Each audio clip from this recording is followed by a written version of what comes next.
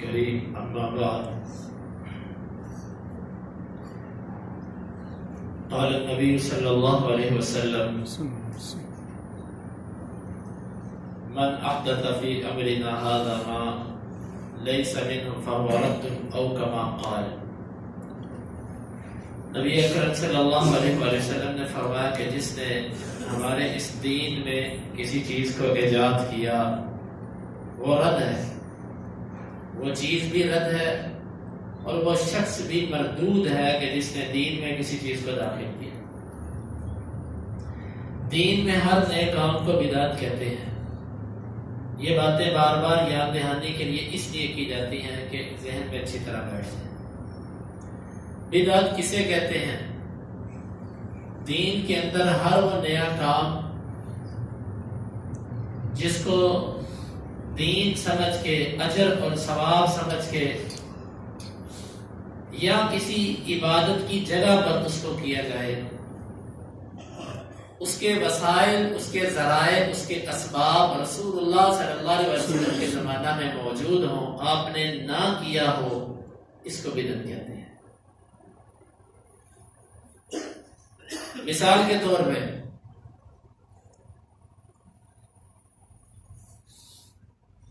فرض نماز کے بعد ہاتھ اٹھا کے دعا کرنا، نبی اکرم صلی اللہ علیہ وسلم کی ساری زندگی میں اس کی ایک مثال بھی نہیں ملتی۔ صحابہ کرام بھی بیمار ہوتے تھے، ان کو بھی آتی تھی، پریشانیاں ان کو بھی آتی تھی، فوتگیاں ان کی بھی ہوتی تھی، حتیٰ کہ خود نبی صلی اللہ علیہ وسلم نے 17 نمازیں نہیں پڑھائیں۔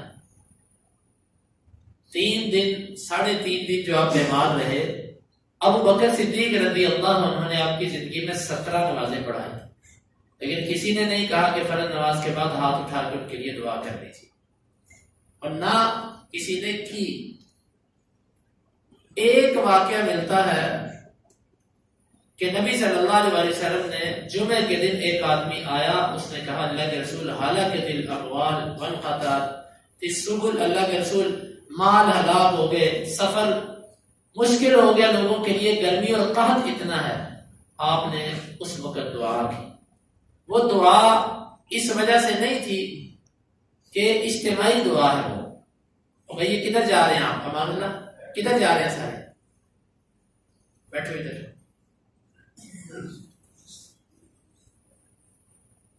وہ اس لیے نہیں تھا کہ اجتماعی دعا کروائی جائے، وہ نبی صلی اللہ علیہ وسلم کی ذات بابرکت سے تبرک تھا۔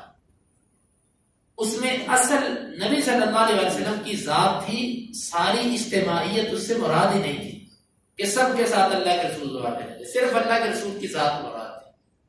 اور جب آپ کو کہا کہ آپ نے کروا دی، اور وہ اجتماعی معاملہ تھا، انفرادی معاملہ نہیں تھا، کسی ایک بندے کی نہ بیماری تھی نہ کسی ایک بندے کے گھر کا مسئلہ تھا، پورے مدینے کا مسئلہ تھا کہ بارش کا، اجتماعی معاملہ تھا۔ اب اس سے استدلال کر کے اپنی ہر نماز کے بعد دعا کروانا، حالانکہ یہ نمازیں نبی صلی اللہ علیہ وسلم کے زمانے میں تھی، دعا کے لیے کہا بھی جا سکتا تھا، لیکن اب اس پر عمل کرنا، اس کو بہانہ بنا کے جب کوئی کہہ دے تو پھر دعا کروا دینی چاہیے، اس کو بنا کے بہانہ معاملہ ہی چل پڑا۔ یہ صرف ہمارے پاک و ہند کے اندر یہ مسئلہ ہے، پاکستان، ہندوستان، افغانستان، بنگلہ دیش، یہ پٹی ہے پوری۔ وگرنہ آپ حج کرنے جاتے ہیں، عمرہ کرنے جاتے ہیں، کبھی آپ نے دیکھا کہ نماز کے بعد وہاں امام صاحب نے دعا کروائی؟ کیا وہاں لوگ بیمار نہیں ہوتے سعودیہ میں؟ کیا وہاں لوگوں کو پریشانیاں اور مصیبتیں نہیں آتی؟ صرف یہ بھی ہم نے ایک طریقہ بنا لیا ہوا ہے کہ جی امام صاحب سے کہنا نماز کے بعد دعا کروائیں ہمارے لیے۔ کیوں؟ نماز کے بعد قبولیت کا وقت ہے، قبولیت کے وقت میں جو اللہ کے رسول صلی اللہ علیہ وسلم نے اذکار بتلائے ہیں وہی افضل ہے۔ شیخ الاسلام ابن تیمیہ رحمہ اللہ سے کسی نے پوچھا کون سا ذکر افضل ہے، اور فرمانے لگے جون سا ذکر جس وقت اللہ کے نبی نے کیا اس ذکر کو اسی وقت کرنا افضل ہے۔ مثلا سیڑھیوں پر چڑھتے ہوئے نبی، اوپر چڑھتے ہوئے نبی صلی اللہ علیہ وسلم اللہ اکبر پڑھا کرتے تھے۔ ایک بندہ چڑھائی چڑھتے وقت، سیڑھیاں چڑھتے وقت قرآن پڑھنا شروع کرتے، اب اللہ اکبر کی فضیلت قرآن سے زیادہ تو نہیں ہے، قرآن کی فضیلت زیادہ ہے نا، اللہ اکبر اس سے کم ہے، لیکن وہ سنت کو چھوڑ کے قرآن پڑھتا ہے نا، اس کا یہ قرآن پڑھنا افضل نہیں ہے اس بندے سے جو صرف اللہ اکبر پڑھتا ہے۔ غور کیجئے گا اس بات پہ، اتباع سنت جو ہے اس کا درجہ بہت بلند ہے۔ کہ میں نے ایک مثال دی ہے، میرا اصل موضوع یہ نہیں ہے، اصل موضوع ہے 22 رجب کے کنڈے۔ یہ الحمدللہ بدعات تو ویسے ختم ہوتی جا رہی ہیں خود ہی، لیکن کچھ لوگ ابھی بھی شیطان کے آلہ کار بنے ہوئے ہیں، اور وہ کوشش یہ کرتے ہیں کہ کسی نہ کسی طرح ان بدعات کا وجود باقی رہ جائے۔ میں نے چند دن پہلے ایک کلپ دیکھا، اس میں ایک صاحب وہ 22 رجب کے کنڈوں پر دلیل کیا پیش کر رہے تھے، وہ کہہ رہے تھے کہ تم کنڈوں کی بات کرتے ہو، تم بریانی کھاتے ہو، تم برگر کھاتے ہو، فلانی چیز کھاتے ہو، تم اس کے کھانے کی دلیل دو، لہذا تمہارے پاس بریانی کی دلیل نہیں ہے تو لہذا 22 رجب کے کنڈے بھی ٹھیک۔ بھئی ایک تو سوچنے کی بات یہ ہے کہ چلو ایک مثال دیتا ہوں ان کے بقول، ہمارے پاس بریانی کھانے کی دلیل نہیں ہے، بریانی غلط ہو گئی، پھر دلیل نہ ہوئی تو بریانی غلط ہو گئی، تو ایک غلط چیز دوسری غلط چیز کے لیے دلیل بن سکتی ہے۔ کوئی بندہ کہ تو نے چوری کیوں کی، بھائی فلانے نے بھی چوری کی تھی اس لیے میں نے کی، ایک چوری دوسری چوری کی دلیل بن سکتی ہے، ایک غلط کام دوسرے غلط کام کی دلیل بن سکتا ہے۔ عجیب منطق ہے یہ، اور حالانکہ دلیل موجود ہے، نبی صلی اللہ علیہ وسلم نے فرمایا، بخاری کے اندر روایت ابن عباس رضی اللہ عنہ کی، کل ما شئت والبس ما شئت، جو چاہو کھاؤ، جو چاہو پیو، کوئی پابندی نہیں، کوئی پابندی نہیں ہے، کھانے پر کوئی پابندی نہیں۔ ہاں جو حرام چیزیں تھی، قل تعالوا اتل ما حرم علیکم ربکم، آؤ تمہارے رب نے جو حرام کیا ہے وہ میں تمہیں بتلا دوں، اس کے علاوہ باقی سب حلال ہے۔ حرام بتلا دیے، جو چیز نہیں بتلائی اس کا مطلب ہے وہ جائز ہے۔ لیکن عبادات کے اندر معاملہ اس کے برعکس ہے، عبادات میں جو کرنا تھا وہ بتلایا۔ ایک تو دلیل یہ بریانی والی پیش کی نا، دوسری دلیل کیا پیش کی کہ تم منع دکھاؤ۔ یہ بہت بڑا سوال ہے کہ جی ہم اگر 22 رجب کے کنڈے کرتے ہیں، یا ہم اگر ختم دلواتے ہیں، یا کوئی بدعت ہم کرتے ہیں، تم اس کے منع کی دلیل دکھا دو۔ یہ بات بھی عقل سے بڑی بعید ہے۔ منع اس چیز سے ہوتا ہے جس چیز کا وجود ہو، جس چیز کا وجود ہی نہ ہو اس سے منع بھی نہیں ہو سکتا۔ مثال کے طور پہ یہاں پر دو بندے آپس میں جھگڑا کریں، آپ ان کو دیکھ کر کہو گے کہ بھئی جھگڑا نہیں کرو، جھگڑا نہیں کرو۔ اب کسی بندے نے جھگڑا کیا ہی نہیں، آپ کہنا شروع کرتے ہیں جھگڑا نہ کرو، تو کیا خیال ہے لوگ آپ کو کیا کہیں گے کہ بھئی کام ہوا نہیں اور آپ اس سے منع کر رہے ہیں۔ بھئی آپ کہتے ہو منع کی دلیل دکھاؤ، یہ کام نبی صلی اللہ علیہ وسلم کے زمانے میں تھا ہی نہیں، تو منع کہاں سے دکھا دیں۔ دوسری بات، یہ عمومات کے اندر آتا ہے۔ بالفرض آپ سے کوئی کہے کہ ہم 9-10 محرم کو گھوڑا نکالتے ہیں، تم منع کی دلیل دکھا دو، آپ منع کی دلیل دکھا دیں گے ہم کو؟ اس کا جواب یہی ہے نا کہ گھوڑے کا نکالنے کا ذکر ملتا ہی کہیں نہیں۔ اگر وہ کہیں نہیں نہیں منع کی دلیل دکھاؤ تو دکھا دیں گے۔ کچھ لوگ اذان کے اندر اضافہ کرتے ہیں، علی ولی اللہ، کون کون سے کلمات لگاتے ہیں۔ آپ ان سے کہتے ہیں بھائی تمہاری یہ اذان کتاب و سنت سے ثابت نہیں ہے، اور آپ کو کہتا ہے منع کی دلیل دکھاؤ، آپ دکھا دیں گے۔ ایک بندہ نماز کے اندر یوں پیچھے ایسے ہاتھ باندھ لیتا ہے، آپ اس کو کہتے ہو کہ بھائی آگے ہاتھ باندھنا نبی صلی اللہ علیہ وسلم کے طریقے سے ثابت ہے، وہ کہتا ہے منع کی دلیل دکھاؤ کہ پیچھے ہاتھ باندھنا منع، دکھا دیں گے اس کو۔ یہ اصول ہی باطل ہے، کسی کام کے کرنے کی دلیل چاہیے، کیونکہ یہ عبادت ہے، یہ دین ہے، اپنی مرضی نہیں چلے گی۔ آپ ٹریفک موٹر چل رہے ہوتے ہیں نا ون وے پر، آپ اس کی خلاف ورزی شروع کر دیں، ٹریفک پولیس والا آپ کو روکے گا، وہ کہے گا بھی خلاف ورزی کیوں کر رہے ہو، آپ کو کہ منع کی دلیل دکھا کے الٹا جانا منع، یہ دکھا، مجھے کہاں لکھا؟ بھائی یہ معاملہ بڑا الٹ جائے گا، یہ بات کہاں کی کہاں نکل جائے گی۔ مثال کے طور پہ کسی نے اس کی بڑی اچھی مثال دی، اس نے کہا کہ کوئی ٹریفک قوانین کی خلاف ورزی کرے اور پولیس والا اس کو پکڑ لے اور پکڑ کے تھوڑے سے جوتے مارے، وہ بندہ جا کے عدالت میں مقدمہ کر دیتا کہ اس بندے نے مجھے جوتے مارے ہیں، عدالت اس کو بلاتی ہے، وہ کہتی ہے کہ بھئی ٹریفک کی خلاف ورزی کی سزا جو ہے نا قانونی وہ اتنی ہے کہ تم 500 روپے اس کا چلان کرتے، تم نے جوتے کیوں مارے اس کو؟ آگے سے کہ منع کی دلیل دکھاؤ، دکھاؤ قانون میں کہاں لکھا ہوا کہ جوتے نہیں مارنے ساتھ؟ یہ لکھا ہوا قانون میں کہ نہیں لکھا ہوا، تو لہٰذا جوتے مارنا جائز ہو گیا نا؟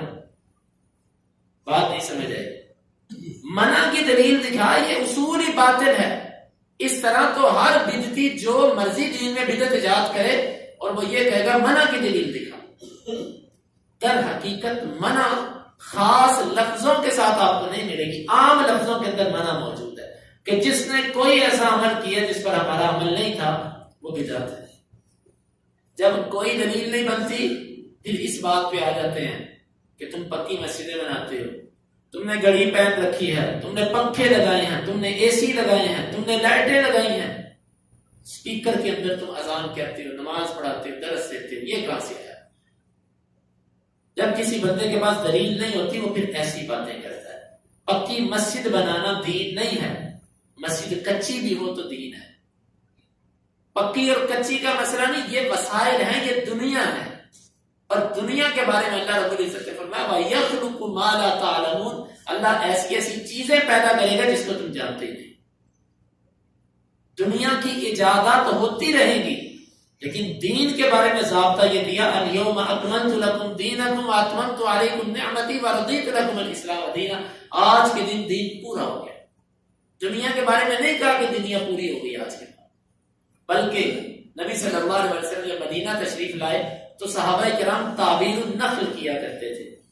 تعبیر النخل یہ ہے کہ وہ کراس کیا کرتے تھے، پیوند کاری کیا کرتے تھے مذکر اور مؤنث کھجور کی آپس میں۔ نبی صلی اللہ علیہ وسلم فرمایا یہ کیا کرتے ہو؟ تو کہنے لگے اللہ کے رسول صلی اللہ علیہ وسلم اس سے پھل زیادہ ہوتا ہے، بخاری کی روایت ہے، آپ نے فرمایا نہ کرو۔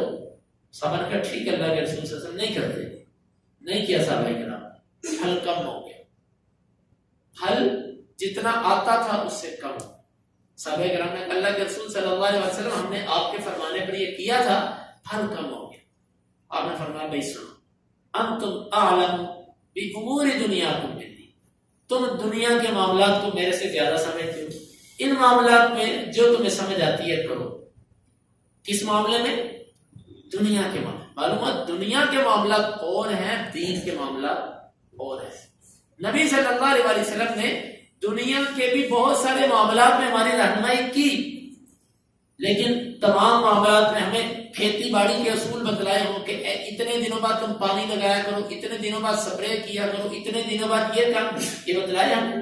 نبی اس کام کے لیے نہیں آتے، در حقیقت نبی آتے ہیں آخرت کی تیاری کے لیے اور ہر اس بنیادی معاملے کی اصلاح کے لیے جس سے آخرت میں خرابی پیدا ہوتی ہے، اس کی اصلاح کے لیے آتے ہیں۔ اس کے علاوہ دنیا کے معاملات ان چیزوں کو عرف پر چھوڑا ہے، بھئی یہ ایجادات ہیں دنیا کی، پکے گھر بنانا، پکی مسجدیں بنانا، سپیکر کا مل جانا۔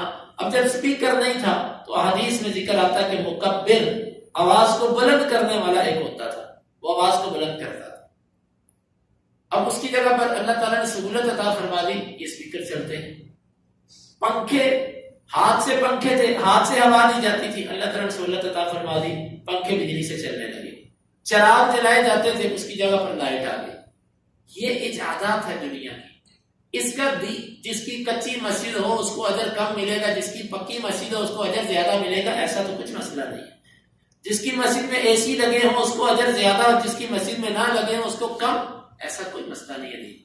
یہ دنیا کے معاملات ہیں، اگر دین کی بات ہوتی اور دین کے اندر کوئی نئی چیز آتی تو پھر بات تھی۔ اسی لیے امام مالک رحمہ اللہ کا قول امام شاطبی نے الاعتصام کے اندر نقل کیا، بڑی ہی گہری بات وہ فرماتے ہیں کہ جب بندہ دین کے اندر کوئی نیا کام شروع کرتا ہے فقد زعم ان محمد قد خان الرسالۃ صلی اللہ علیہ وسلم، نعوذ باللہ اس بندے کا گمان یہ ہے کہ محمد صلی اللہ علیہ وسلم نے رسالت پہنچانے میں خیانت کی ہے، پورا حق ادا نہیں کیا۔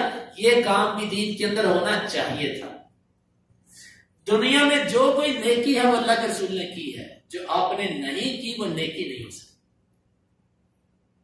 اسی لیے امام مفسرین نے لو کان خیرا ما سبقونا الیہ اس کے ضمن میں بعد میں انہوں نے لکھا کہ دنیا میں جو خیر تھی اور نیکی تھی صحابہ کرام نے اس کو کیا ہے, نبی صلی اللہ علیہ وسلم نے اس کو کیا. جس کام کو آپ نے نہیں کیا وہ نیکی نہیں ہو سکتا. اگر وہ نیکی ہوتی تو آپ اس کو ضرور کرتے. بھائیو ان اصولوں کو ہم اپنے ذہن میں رکھیں. یہ بدعات کے بنائے ہوئے ایسے بعض دفعہ کلیات ہوتے ہیں, عام بندہ ان کو سن کے پریشان ہو جاتا ہے. ہاں یار بریانی کی تو ہمارے پاس دلیل نہیں ہے, ہاں یار منع کی تو دلیل نہیں ہے ہمارے پاس. اچھا جی تم نے ایسے رومال لیا, تم نے یہ کپڑے پہنے, یہ کپڑے دکھاؤ حدیث سے. بھائی حدیث کے اندر آتا ہے والبس ما شئت, جو چاہو پہنو. ہاں جو کپڑے ممنوع تھے وہ بتلا دیے. عبادات کے اندر اور معاملات کے اندر فرق ہے. عبادات میں کسی کام کو اس وقت تک نہیں کیا جائے گا جب تک اس کے کرنے کی دلیل نہ مل جائے. اور معاملات, تجارت, رہن سہن, کھانا پینا, پہننا, اس کے اندر کسی کام کو اس وقت تک نہیں چھوڑا جائے گا جب تک اس کے چھوڑنے کی دلیل نہ ملے. دونوں کے اندر فرق ہے. اس اصول کو یاد رکھیں گے تو معاملات کو سمجھنا آسان ہوگا.